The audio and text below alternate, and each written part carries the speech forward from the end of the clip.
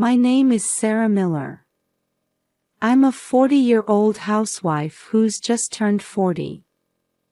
I live peaceful days in the suburbs of Michigan with my husband Mark, our 8-year-old son Ethan, and our 5-year-old daughter Olivia.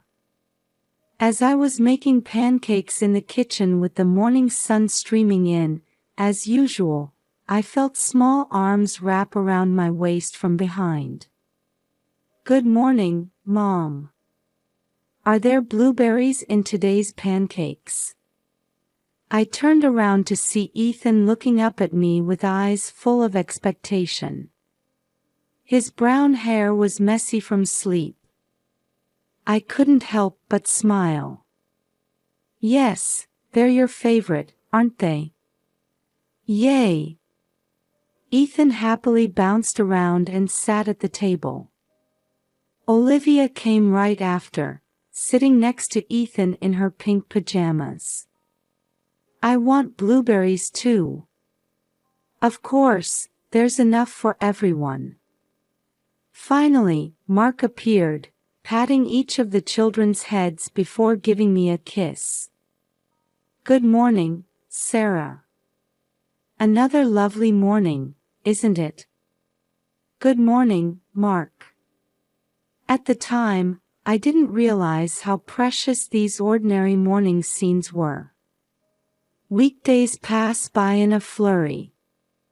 Mark is busy managing his auto parts company, and I spend my days taking care of the children and housework. Still, we always made sure to spend time together as a family on weekends. We'd have picnics in the park, participate in reading clubs at the local library. Sometimes we'd all go cheer for Ethan at his baseball games. Olivia is still engrossed in t-ball practice. One evening, Mark came home looking excited. "Sarah, everyone. I have wonderful news." The children ran to their father. "What is it, Dad?" "We're going to Disney World in Florida next month." The children's cheers echoed throughout the house. Both Mark and I felt truly happy seeing the joy on our children's faces. The days of preparation were like the lead-up to Christmas. The children looked at guidebooks almost every day, listing the attractions they wanted to visit. While I was busy with packing, I felt my heart flutter at my family's smiles. And then, the long-awaited day of the trip arrived. "Ethan, did you put on sunscreen properly?" "Yes, I did." "Olivia, you didn't forget your hat, did you?" "I've got it, Mom." Reassured by the children's energetic responses, we headed to the airport. The first few days in Florida were like a dream. Taking photos with Mickey Mouse, riding thrilling roller coasters. The children's eyes sparkled, and Mark and I felt like we had returned to our childhood. However, that happiness suddenly turned into a nightmare. On the afternoon of the 4th day of our trip, we were at Magic Kingdom. Mark suggested, "Let's all have some ice cream," and we headed towards a nearby stand. "I need to go to the bathroom," Ethan said. "All right. Go with Dad." Mark nodded and took Ethan's hand. "We'll be right back." No one imagined that those would be Ethan's last words. When they didn't return after 15 minutes, I started to feel anxious. "Olivia, let's go look for Dad and Ethan." We held hands and searched around, but we couldn't find them anywhere. Panic began to set in. When I finally found Mark, his face was pale. "Sarah. Ethan is gone." From that moment, our lives changed completely. The happy days we had known became a distant memory. After Ethan disappeared, our lives changed completely. The dreamlike time at Disney World turned into a nightmare in an instant. That night, we were interrogated by the police in our hotel room. Mark repeated the same explanation over and over. On the way to the bathroom, in the crowd, when I noticed, he was already gone. I held Olivia tightly, desperately trying to hold back my tears. From the next day, we searched every corner of the park. Employees and other tourists helped, but there was no sign of Ethan anywhere. Ethan! Where are you? My cries echoed emptily between the colorful buildings. A week passed, and we had to return home. On the plane back, Olivia asked in a small voice, "Mom, is Big Brother not coming back?" I couldn't answer that question. Even after returning home, the search continued. We went to the police almost daily, put up posters all over the neighborhood, and spread information on social media. However, as days passed, the response from others faded. Time will heal. He'll surely be found. Such words of comfort actually hurt me more. Mark began to immerse himself in work. It was probably his way of coping. However, this led to new problems. One night, Mark came home late and said with a sigh, "Sarah, something unbelievable happened at work." What happened? James suddenly bought an expensive foreign car. And in cash. I gasped. I knew about James's promotion, but I didn't think he had that kind of money to spare. And, Mark continued, James has been acting strange lately. It's like he's hiding something. This information added new fuel to my suspicions. The next day, I called Emily and invited her for tea. When we met at the cafe, my sister seemed somewhat uneasy. "Emily, how have you been lately?" "Huh? Oh, fine. Normal." During our conversation, I casually brought up the topic of children. "By the way, do you and James plan to have children?" Emily's expression clouded for a moment. "Well, we've been trying, but it hasn't happened yet." At that moment, Emily's phone rang. She hurriedly answered and left the table. When she returned, her face was pale. "Sorry, Sarah. Something urgent came up. We'll catch up another time." Emily hurried away. As I watched her leave, I felt my suspicions growing in my chest. That night, I confided everything to Mark. Olivia's words, my investigation, and my suspicions about Emily and James. At first, Mark couldn't believe it. "Sarah, what are you saying? Emily took Ethan. That's ridiculous." But as I explained each piece of information I had gathered, his expression began to change. Indeed, there are too many strange points. The next day, Mark secretly observed James's behavior at work. In the evening, he came home with a surprised look. "Sarah, James was making a suspicious phone call. Talking about that child." At that moment, the TV news caught our attention. Tonight's top story: a large-scale illegal adoption ring operating across state lines has been busted. This organization, which allegedly arranged children for wealthy and fertile couples. Mark and I looked at each other. Everything was starting to connect. To confirm the truth, we made a bold plan. We decided to sneak into Emily and James's house on a day when they would be out. "Are you sure about this?" Mark asked anxiously. "We have no other choice. It's for Ethan." On the chosen day, we nervously headed to Emily's house.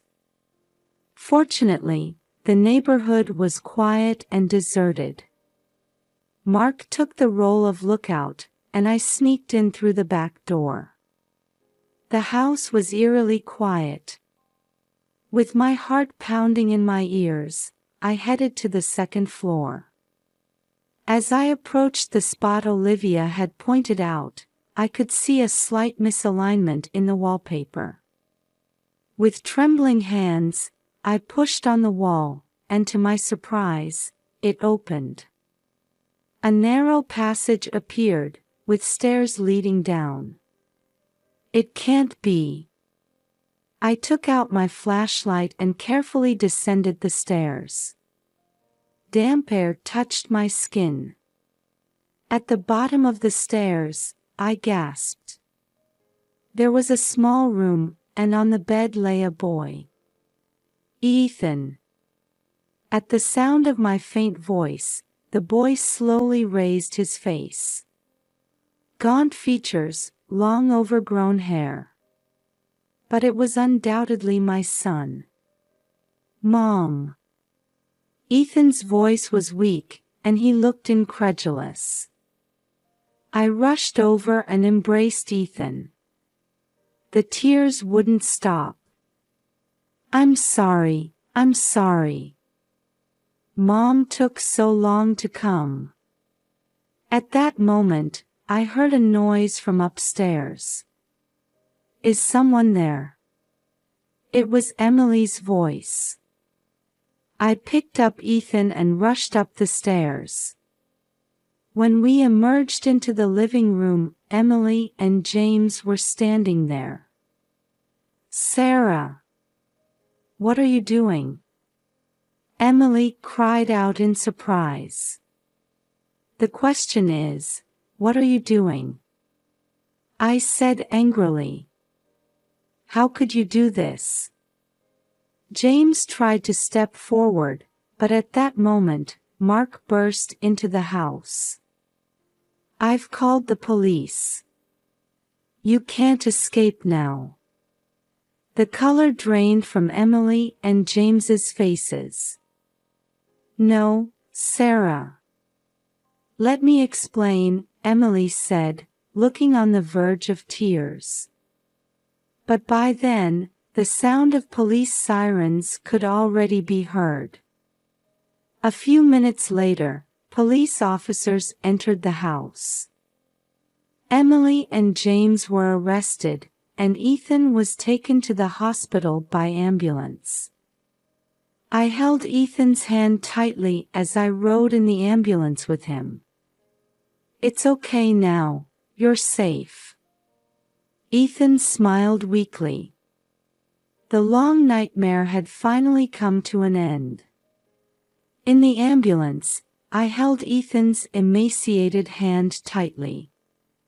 His face was pale, with dark circles under his eyes. What had he experienced during this past year? Upon arriving at the hospital, doctors immediately began examining Ethan. Mark and I spent anxious hours in the waiting room. Several hours later, the attending physician came to us. "Don't worry, his life is not in danger. However, we've observed malnutrition and mild dehydration due to long-term confinement." We let out a sigh of relief. "Can we see our son?" Mark asked. "Yes, please do." When we entered the hospital room, Ethan was lying small in the bed. When he saw us, tears welled up in his eyes. "Mom! Dad!" We rushed over and gently embraced Ethan. "It's okay now. We'll always be by your side." That night, Ethan slowly began to talk about his experience. At first, they told me they were taking me to a new family. But then I was locked in a dark room. According to Ethan, the space under the floor was narrow with a low ceiling. There was a simple toilet, and Emily brought meals twice a day. There were books and an old game console, but hardly any outside light came in, and he lost his sense of time. Sometimes I could hear voices from upstairs, but no one noticed my voice. Ethan's words broke our hearts. A few days later, we received a detailed report from the police. Emily and James were part of a large-scale illegal adoption ring operating across state lines. They had been receiving substantial payments in return for arranging children for wealthy couples struggling with infertility. It seems they kidnapped Ethan to prove their loyalty to the organization, the detective explained with a stern expression. This incident led to the revelation of the entire organization, and many people involved were arrested. Sadly, other children who had been confined were also discovered. Ethan's recovery took time. The emotional scars were deeper than the physical ones. He often woke up from nightmares in the middle of the night, and we took turns staying by his side. With the advice of a psychological counselor, we gradually rebuilt our family bonds. Olivia was overjoyed at her brother's return and stayed close to Ethan every day. "Big brother, I drew this. It's a picture of our family." Seeing the picture Olivia drew, Ethan showed a smile for the first time in a long while. Mark also adjusted his work schedule to spend as much time as possible with the family. On holidays, we spent peaceful days having picnics in the park or watching movies together. Sometimes, Ethan would suddenly become anxious. At such times, we all hugged him and repeatedly told him, "It's okay now." As time passed, we had more opportunities to see Ethan smile. His recovery became a source of hope for our entire family. A year has passed since then. Today is Ethan's 10th birthday. The living room is decorated with colorful balloons, and a large chocolate cake sits on the table. "Happy birthday, Ethan." The voices of family and friends echo throughout the room. Ethan smiles, looking a bit embarrassed but happy. Having overcome a difficult period, our family feels more strongly connected than ever before. There will surely be challenges ahead. But we're confident we can overcome them together. As Ethan blows out the candles, a big round of applause erupts, as if announcing the beginning of a new year.